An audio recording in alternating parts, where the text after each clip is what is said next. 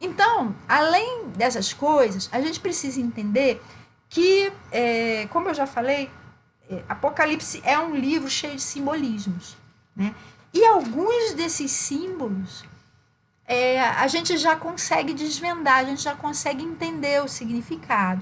E quando a gente já tem essas coisas na nossa mente, a gente consegue ler entendendo melhor o que Deus quis dizer quando deixou essas coisas todas registradas para nós. Então, a gente vê simbolismos de muitas coisas, né? São muitas coisas que são usadas como símbolos. Então, a gente vê animais, objetos, lugares, cores, números. Então, vamos ver algumas dessas coisas, né? Animais, por exemplo. A gente vê o cordeiro, toda vez que apareceu o cordeiro, está falando de Jesus. A gente vê também quando mostra seres viventes, né, que João viu. Né? Aí fala que esses seres tinham 4 rostos. Né? Um rosto era de leão, um era de boi, um era de águia e um era de homem. Né? Então, quando a gente vê falando de leão, leão é símbolo de realeza, né? De nobreza.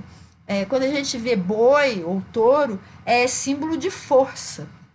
Quando a gente vê águia, é símbolo de velocidade e de altura, né? De voar alto. Né? Quando a gente vê dragão também, que aparece aqui o dragão, né? O dragão é sempre símbolo do poder do mal, é um símbolo do próprio diabo, né? O próprio Satanás. Tá? A gente vê cavalo também, a gente vê os 4 cavaleiros de Apocalipse, né, montados em cavalos. A gente vê Jesus montado num cavalo branco. Né? Então, cavalo é sempre símbolo de instrumento de poder, né? Um meio da pessoa exercer poder.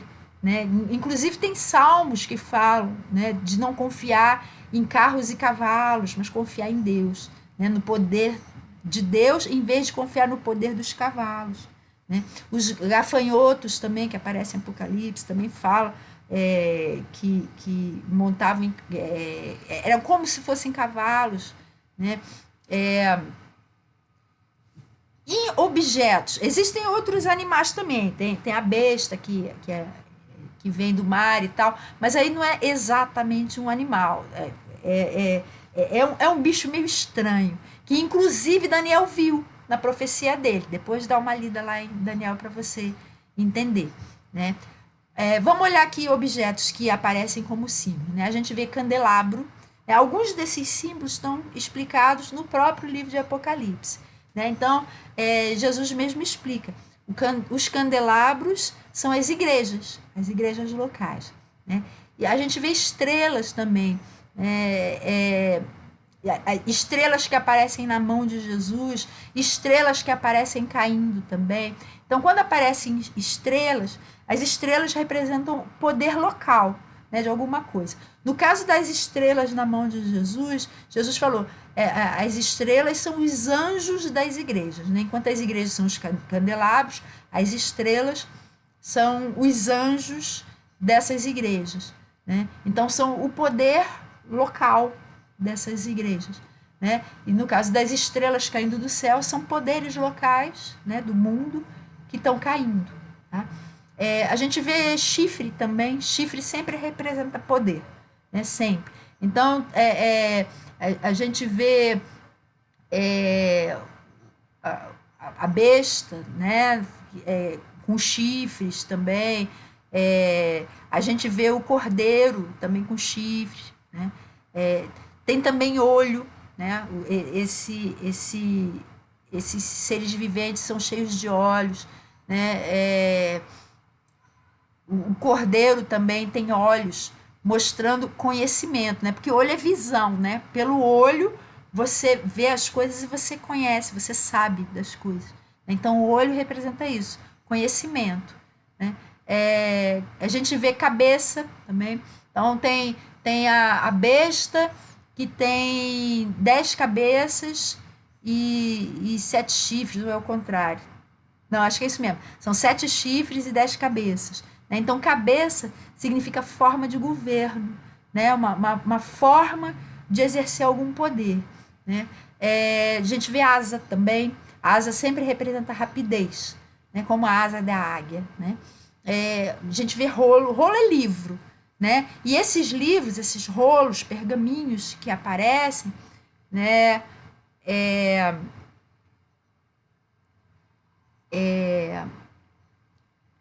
Esse rolo, ou pergaminho, ou livro, vai sempre representar o plano de Deus para a humanidade, para o nosso planeta, para a criação como um todo, né? Selo, né, que fala assim, os 7 selos, o livro estava selado, né? Selar, antigamente era assim, né? Quando você escrevia uma carta, né, com um pergaminho e tal, e você mandava por um mensageiro para uma outra pessoa, né, para o destinatário, você pegava cera derretida e você tinha um anel de selar. Aí você chegava com esse anel, botava a marca ali naquela cera derretida, e quando ela esfriava, ficava sólida e com a marca daquele selo, né? O que isso significava? A pessoa que recebeu aquela carta, ela recebia com aquele selo intacto, porque a única forma de você abrir a carta para ler era quebrando aquele selo, né? Rompendo aquele selo, que ele ficou sólido, né? Então você tinha que quebrar o selo para poder abrir, né? Então, se a pessoa recebesse a carta e o selo já tivesse aberto, ela sabia que aquele mensageiro não foi fiel, ele abriu para ler, né? E só quem podia ler era a pessoa para quem aquela carta foi escrita, né? Então, o livro selado, o livro tem 7 selos, né? O selo significa uma proibição de acesso, né? Então o livro ele tinha 7 selos, ele era totalmente selado, né? Para que pudesse abrir aquele livro, tinha que tirar cada um dos selos, tinha que tirar todas as proibições para que aquele livro se tornasse acessível, né? Trombeta também aparece, 7 trombetas, né? Trombeta significa sempre anúncio de alguma coisa. Então, no Antigo Testamento, a gente até falou, né, na live passada, sobre as trombetas, falando dos rituais judaicos, né? Trombeta era sempre para avisar, né, anunciar alguma coisa. Tinha um determinado toque para avisar que eles estavam sendo invadidos, que o inimigo estava chegando. Tinha um outro tipo de toque para chamar todo mundo para uma reunião solene, para uma festa, por exemplo.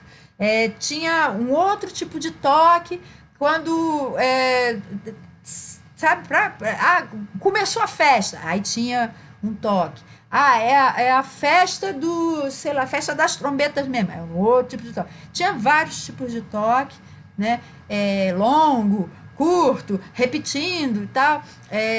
Uma trombeta sempre quer dizer anúncio de alguma coisa, aviso, tá? Tem taças também, né? Taça significa retribuição, juízo, né? As taças são as taças da ira de Deus que aparecem aqui. Tá? Existem também simbolismos de lugares, né? Alguns lugares que aparecem aí, o deserto, por exemplo, né? Que deserto pode significar provação, né? Tentação, mas de um modo assim mais genérico, deserto significa isolamento, né? Então, a mulher que aparece em Apocalipse 12, que foi levada, né, por Deus, que recebeu asas dadas por Deus e foi levada para o deserto para ser sustentada por 3 anos e meio, né? É isolamento, né? É uma certa provação, mas é isolamento também. Mas aparece também no deserto uma besta vermelha com a grande Babilônia em cima, no deserto, né? Então já não é provação, já é isolamento, né? Um negócio assim meio escondido, né? Um outro lugar que aparece é a própria Babilônia, né? Que a Babilônia é um símbolo da ordem mundial, da atual ordem mundial, que é oposta, né, ao sistema de Deus, né? É o sistema do mundo oposto ao sistema de Deus, né? Um outro lugar que aparece também com destaque aqui em Apocalipse é Armagedon, né? Que a gente associa com confronto final, a batalha do fim do mundo, né? Só que Armagedon é uma palavra grega que vem do hebraico, né? Vem de Megido. Megido é uma palavra que a gente encontra lá no Antigo Testamento. Era uma planície que Megido existe até hoje, né? É uma planície que existe ali no meio norte de Israel, fica perto do Monte Carmelo, e era um local típico de batalhas, né? Porque é muito grande, muito espaçosa, né? Então tinha muitas batalhas ali. E a gente alguns acontecimentos muito importantes aconteceram ali. Por exemplo, a morte de Josafá, que foi um dos bons reis de Judá, né? Foi ali em Megido. Ar significa, em hebraico, significa monte, né? Então, Armagedon seria mais ou menos Ar-Megido, o monte de Megido, que é uma alusão a essa batalha que vai acontecer aí nessa planície de Megido, aos pés do Monte Carmelo, né? O Monte de Megido. Então é um símbolo do confronto final, onde todas as nações, todas, vão se reunir para guerrear contra o povo de Deus. Aí incluídos Israel e os gentios, né? que são de Deus. Tá? A gente vê também simbolismos em cores. E eu coloquei aqui 5 cores principais que aparecem aí. A primeira delas é o branco. Sempre que você vir branco, cavalo branco, vestes brancas, pedrinha branca, o branco significa vitória, né? Inclusive, se você, eu não sei se você já leu Apocalipse todo, né? Aparecem 2 cavaleiros num cavalo branco.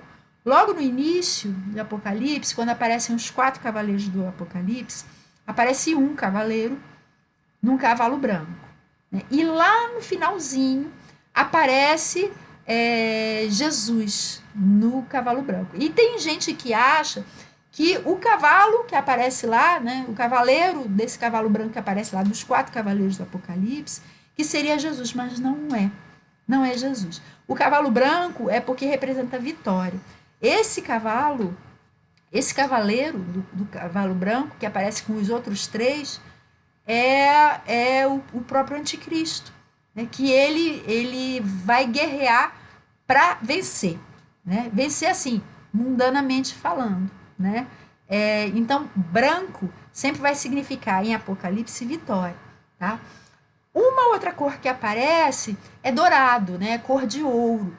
Então, a gente vê taças de ouro, as ruas da Nova Jerusalém de ouro transparente, claro, como cristal, né? Então, aparece muita coisa dourada, né? Cor de ouro, né? O ouro significa realeza ou autoridade, né? Mas ele não aparece só com conotação boa. A gente vê, por exemplo, essa grande meretriz, né? A grande Babilônia, com roupas de várias cores, inclusive ouro, né? Mostrando realeza, autoridade dela, né? Outra cor que aparece, inclusive nas roupas dessa grande meretriz, né? Grande prostituta, é vermelho, né? Aparece também num dos 4 cavalos, né? Desses 4 cavaleiros, um cavalo vermelho. Vermelho significa violência, tá? Aparece também amarelo. Amarelo já é símbolo de morte. E aparece preto. Preto, que é um dos 4 cavalos também, né? É miséria, símbolo de miséria, tá? E a parte assim, mais extensa que eu vejo é a parte dos números. Débora está falando. Eu ouvi falar que no Oriente a cor branca representa o mal, assim como para nós a cor preta tem essa representação. No Oriente, Extremo Oriente, né? No Oriente Médio, que é onde Israel fica, O branco não significa isso. Né? Para Israel, né, o branco e o negro, né, o preto, tem o mesmo significado. Né, o que tem para nós é o que tem para Israel, né, porque a gente tem isso como herança. Né, o branco significa vitória, né, e o preto significa miséria. Tá? Gente, olha, preste atenção, eu não estou falando nada a respeito de etnia, certo? Né? Falar em branco, amarelo, vermelho, preto, isso não tem a ver com etnia. Tá? Isso tem a ver com essas cores puras mesmo. Inclusive porque as pessoas que a gente chama de etnia amarela, elas não são amarelas, certo? As pessoas brancas não são brancas. Isso aqui é que é branco, tá? Isso é branco. Isso aqui não é branco. Isso aqui é que é branco. Tá? As pessoas de pele negra, elas não têm a pele preta. Não tem. A melanina dá para elas uma cor amarronzada. Então, não vamos confundir as coisas. Eu estou falando de cores mesmo, como são as cores, tá? Não estou falando de pele, certo? Então, falando aqui dos números, isso é uma coisa assim muito, muito extensa, mas é muito significativa. Então, é importante, antes da gente começar a estudar mesmo a sequência dos acontecimentos em Apocalipse, que a gente entenda esses significados. Então, aparecem muitos números. Então, os números que eu peguei para a gente analisar aqui, né, para a gente saber quais são essas simbologias todas, são o 7, o 3,5, que toda hora aparece, que na verdade é metade do 7, o 4, o 10 e o 12, que toda hora aparecem em Apocalipse. Então, o 7 vai significar semana, né? Plenitude, totalidade, não significa perfeição. Tem muita gente que acha que 7 é símbolo de perfeição. Não é símbolo de perfeição, sabe por quê? Porque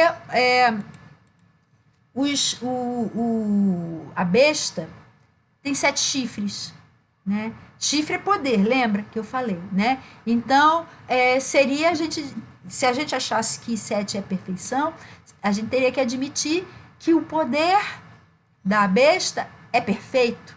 E não é. Ele é total, mas ele não é perfeito. O poder do mal não é perfeito. Ele é um poder total, certo? Então, o 7 significa totalidade, significa plenitude. Tá? E muitas vezes isso é exemplificado na semana. Tá?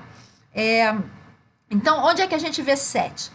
Aparecem 7 igrejas, no capítulo 1, 7 espíritos diante do trono, também nesse capítulo, 7 candelabros, 7 estrelas na mão de Cristo, 7 cartas que são escritas no capítulo 2 e no 3, 7 lâmpadas de fogo diante do trono, no capítulo 4, o cordeiro com 7 chifres e 7 olhos, no capítulo 5, 7 selos, capítulo 5 e 6, 7 anjos, no capítulo 8, 7 trombetas, no 8 e no 10, 7 trovões, no capítulo 10, 7.000 mortos no terremoto, que aparece no capítulo 11, 7 cabeças do dragão, no capítulo 12, 7 cabeças da besta, no capítulo 13, 7 pragas, no 15, 7 taças, 7 cabeças, as 7 taças no capítulo 15, 7 cabeças da besta vermelha no 17, 7 colinas no 17, 7 reis no 17 também. Tudo isso é 7, 7, 7, 7, 7. Tá? O número 3,5, né, um tempo, dois tempos e metade de um tempo. Né? Significa metade de 7. Né? E tem sempre uma conotação de sofrimento. Né? Então, por exemplo, já no Antigo Testamento, a gente já via isso. Né? Por exemplo, em 1 Reis 17, aparecem 3 anos e meio de fome no tempo de Elias. Né? Na profecia de Daniel, que aparece nos capítulos 7, no 9 e no 12, aparecem já tempo, 2 tempos e metade de um tempo. Né? É tempo de sofrimento, a grande tribulação. né? E quando a gente vê em Apocalipse, aparecem 3 dias e meio em que as duas testemunhas permanecem como mortas, porque elas são assassinadas pelo anticristo e ficam mortas por 3 dias e meio, e aí elas ressuscitam, né? Aparecem também 3 tempos e meio de sustento da mulher no deserto, no capítulo 12, que a gente entende como 3 anos e meio, né? Metade de 7 anos, que é aquele... Lembra que eu falei, né, que Jesus disse no sermão profético que esses dias foram abreviados por causa dos escolhidos. Abreviados pela metade, né? Em vez de serem 7 anos, Deus vai permitir que sejam só 3,5, tá? O número 4 aparece em Apocalipse também como um símbolo de ordem e de controle sobre a terra e sobre o céu. Então a gente vê 4 estações, né? 4 pontos cardeais. Tudo isso são limites, né? São regras, normas, ordens que Deus estabeleceu sobre o nosso planeta, né? E aparece em Apocalipse como ordem também, controle dele sobre o céu. Então a gente, por exemplo, vê no capítulo 4 seres viventes. A gente vê 4 anjos em 4 cantos da terra, retendo os 4 ventos, no capítulo 7. A gente vê outros 4 anjos amarrados junto ao rio Eufrates, no capítulo 9. A gente vê os inimigos de Deus, né, e do povo dele vindo dos 4 cantos da terra, no capítulo 20, para a batalha do Armagedon, né?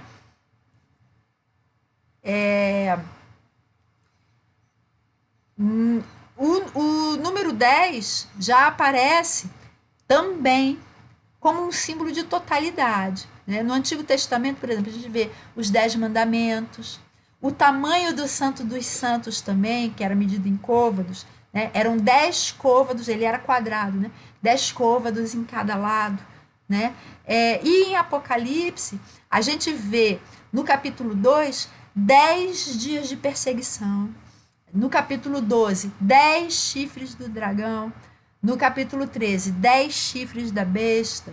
No 17, 10 chifres da besta vermelha. No 17, 10 reis. E no 20, a gente vê o milênio, que é 10 ao cubo. 10 vezes 10 vezes 10. Né? É o milênio. Né? E a gente vê também no livro o número 12, né? Que aparece na Bíblia como símbolo da aliança de Deus conosco, né? Quando o céu encontra a terra, né?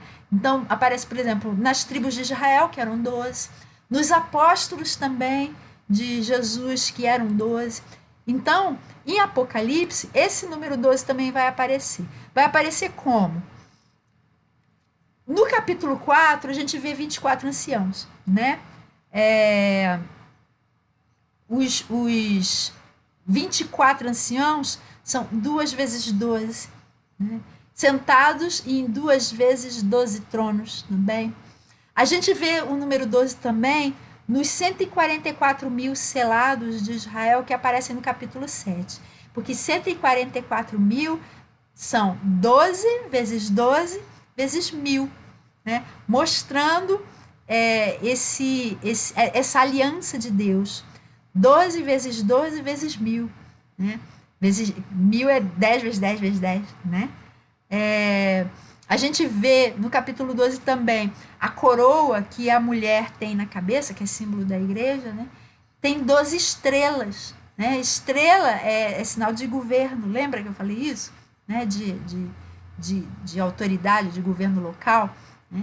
No capítulo 21, a Nova Jerusalém tem 12 portões, né? É símbolo de aliança. O muro da cidade tem 12 fundamentos. Né? E no capítulo 22, a árvore da vida frutifica 12 vezes por ano, né? Em cada um dos meses. Né? Então, a gente vê esses simbolismos todos. Né? Depois, se você quiser, rever esse vídeo, faz as anotações, para quando você ler Apocalipse, você ter essas informações junto de você para entender melhor.